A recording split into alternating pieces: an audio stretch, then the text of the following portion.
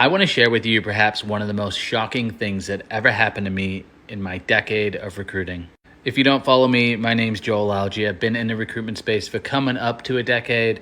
You can go to LinkedIn and verify me. I've got 200,000 followers over there. This story happened to me about 6 months into my recruitment career. We were working with a long-term client. They needed a salesperson, outside sales, within the exhibit and trade show space. I was new in recruiting, so I really didn't know what to really expect. And this was one of my first sales roles, so I was pretty excited. So after the first 3 days, I'd had a number of great conversations, and one conversation in particular really stuck out in my mind. The candidate had the exact experience we were looking for. They were award-winning, they had hit the President's Club. They really knew the clients that my client was looking to work with. And everything from the resume to the portfolio, everything lined up, everything looked great. I couldn't have been more excited. You find a great candidate like that within the first 3 days, you know it's going to be a good search. So I put together a nice write-up based on our conversation. I sent over the resume, and I sent it in a really nice email to the hiring manager we were working with, who happened to be one of the vice presidents at this company. Now, in between this, I actually went to one of my friends' funerals. So I was kind of in a difficult headspace at the time, really should have taken some time off.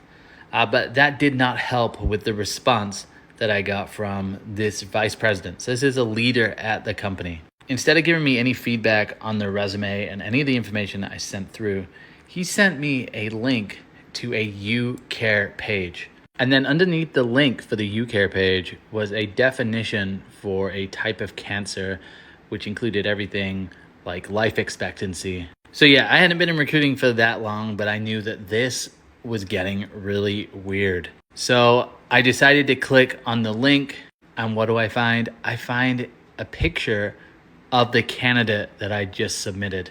So basically, the VP is telling me that they don't want to move forward with this candidate because they found their UCare page and they have cancer, they had cancer, and they had actually underlined the life expectancy piece.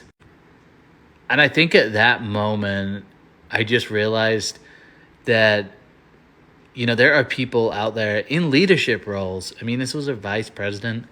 They're just people who are completely heartless and people that really don't care about anything other than money or growing the business or whatever it is. It was just a massive wake-up call.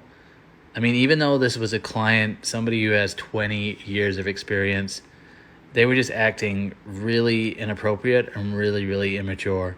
So obviously at this point, I got a hold of my manager at the time and just said, look, I don't want to work with this guy.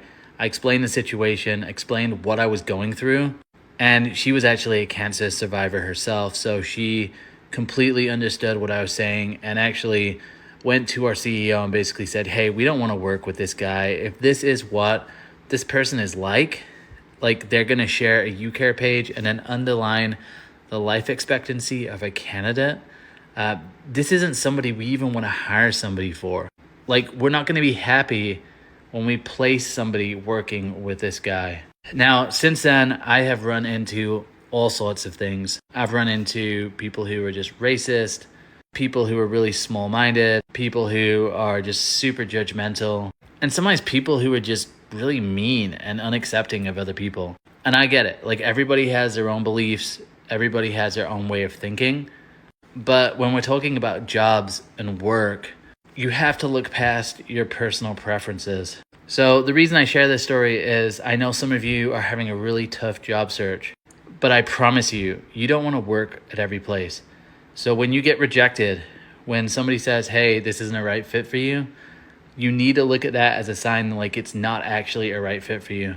Because there are companies out there with terrible people running them, terrible people in leadership, and you don't want to work with someone like that. I haven't had that many worse situations than that one, and honestly, it makes me feel sick thinking about it, and I don't think I will ever forget when I got that email, considering everything that I was going through personally at the time as well.